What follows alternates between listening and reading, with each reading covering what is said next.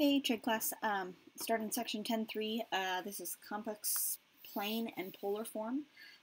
Polar form is something that we've never talked about really before, but it's not too hard of a concept to understand. So I'm going to go through about the first half of these notes and then save the second half for another video just because this stuff is kind of new.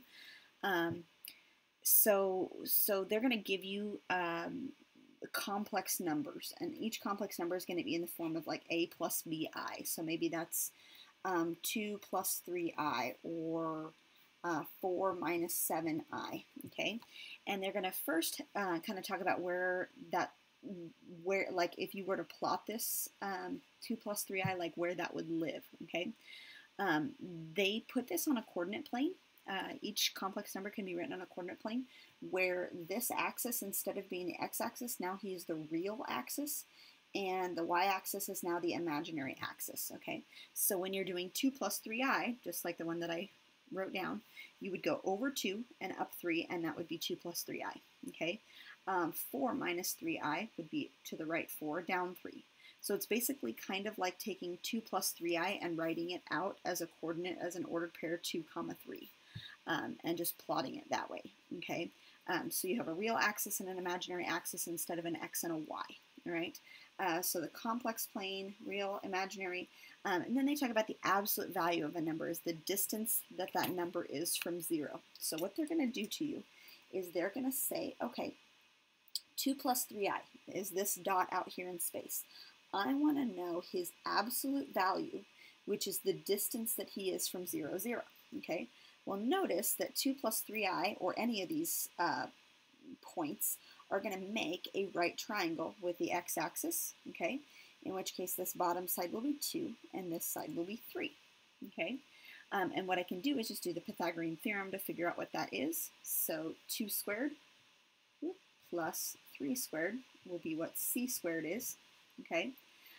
Or what I can do to find just c is I can take the square root of 2 squared plus 3 squared. Right, that's what c will be. 2 squared is 4, 3 squared is 9, so this guy will be the square root of 13. This guy is what's called the absolute value of 2 plus 3i. Okay, so what they've done here is they've written that out as in formula form. The absolute value of a plus bi is just taking the a squared plus the b squared and taking the square root of that. It's like a squared plus b squared equals c squared.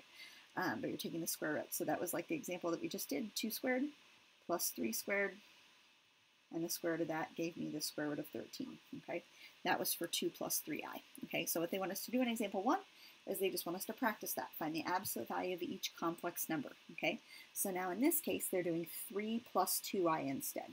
Okay, you don't have to draw this out, but I'm going to just so that we have one more example that we know kind of what we're doing here. 3 plus 2i is going to be to the right 3 and up 2, and I want to find the length of this segment. Okay, so I can make a right triangle out of him where I have my sides that are 3 and this side is 2.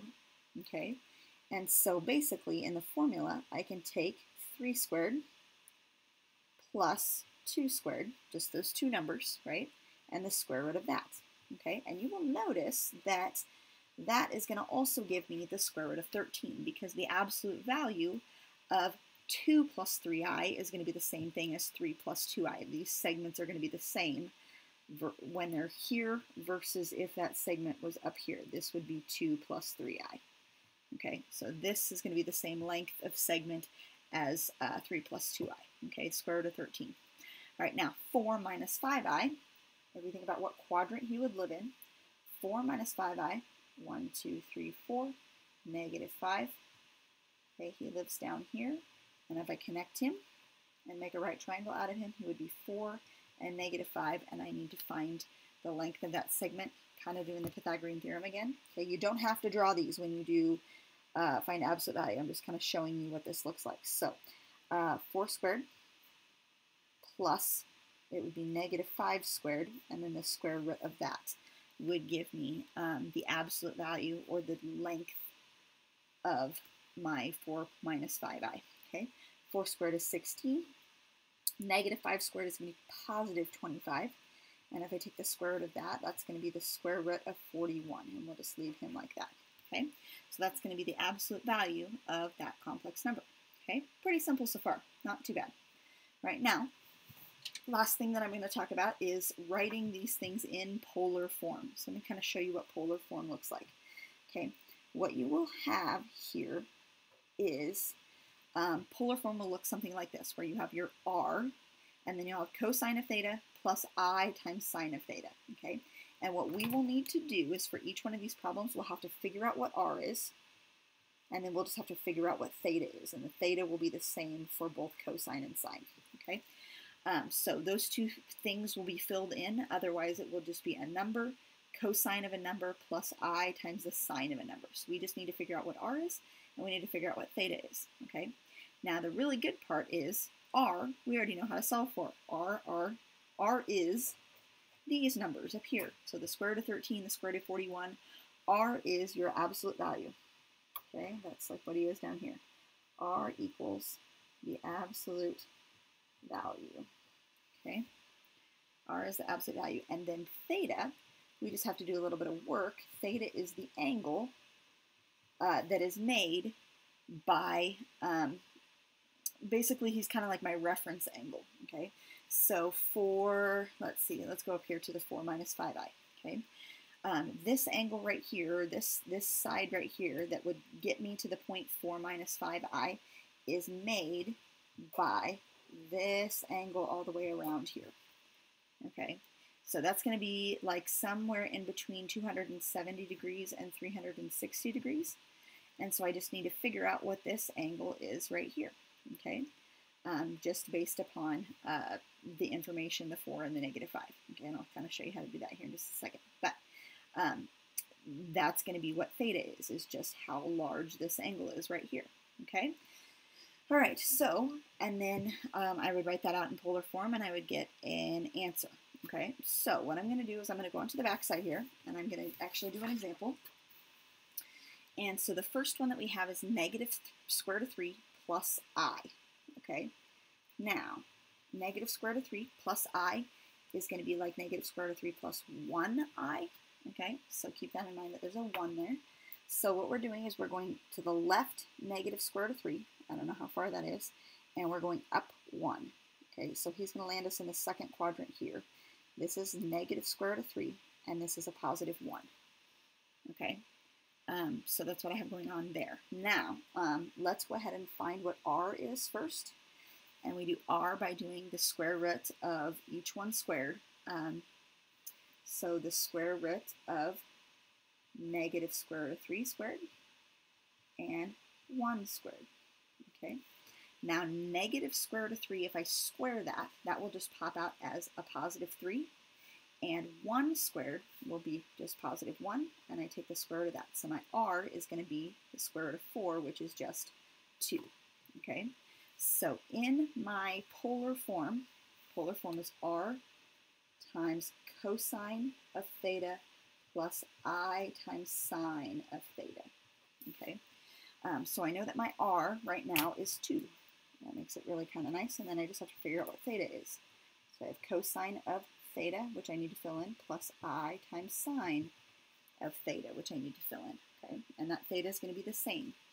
So then I just look at kind of how he's positioned on this coordinate plane. Okay, and I say, all right, let's look at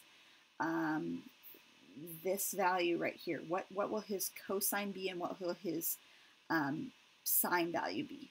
Okay, well, let's see here. In order to, so we know that this guy right here is 2. Okay, that's a length of 2. Cosine, if I'm looking at this angle right here, is adjacent over hypotenuse. Okay, so cosine is, let's see, adjacent over hypotenuse, which will be negative square root of 3 over 2. Okay, and sine will be opposite over hypotenuse, which is 1/2. Okay, now, very easy from here. You will need your unit circle to kind of look at these, and we'll have to figure out what this is here. Let me get my unit circle up. Trig, unit circle, no, that's not what I want. Let's go other, unit circle. I should have pulled this up a little while ago. Okay, so what I'm doing is I'm looking in the second quadrant for the place where, let me scoot him over, for the place where cosine is negative square root of 3 over 2 and sine is 1/2. And that is this guy right here, okay? So what I can do is I'm looking at 150 degrees or 5 pi over 6, okay? I think they want us to write it with the radians, so this will be 5 pi over 6, and this will be 5 pi over 6. And that is what he will be as in polar form. So that's what negative the square root of 3 plus 1i is in polar form, is this big long thing right here, okay? All right, let's do one more for practice, and then we'll be done, okay? So this guy, negative 2 plus 5i, think where he will live, what quadrant he will live in. Negative 2 plus 1, 2, 3, 4, 5i. I didn't give you very, we're in the second quadrant again. What are we doing here? I should have mixed it up a little bit, but whatever. Negative 2 and 5, that's what he will look like. Okay, so we need to figure out what his r will be first. Okay. Girls, hey, Malia. All right, negative 2 squared plus 5 squared. Okay, negative 2 squared is 4, 5 squared is 25, so this guy will be the square root of 29, and we'll just leave him like that. So my r here is going to be the square root of 29, okay? Then I just need to figure out what my angle theta is. So I have cosine of something plus I times sine of something, okay? And I just need to figure out what this angle is, okay? So this one's going to be a little bit different just because he's not going to live on our unit circle, because I don't have like square roots of 29 and 2s and 5s over here on this unit circle in my coordinate plane, or in my x's and y's. So what I'm going to do is I'm just going to look at this and figure out what this angle is, okay? So I can set this up as sine, cosine, tangent. It doesn't really matter. If I look at sine of that angle, we'll call him angle theta, will be opposite over hypotenuse. So that will be 5 over the square root of 29. Okay, cosine of theta will be negative 2 over the square root of 29, adjacent over hypotenuse. Then I just have to figure out what angle theta is. Okay, so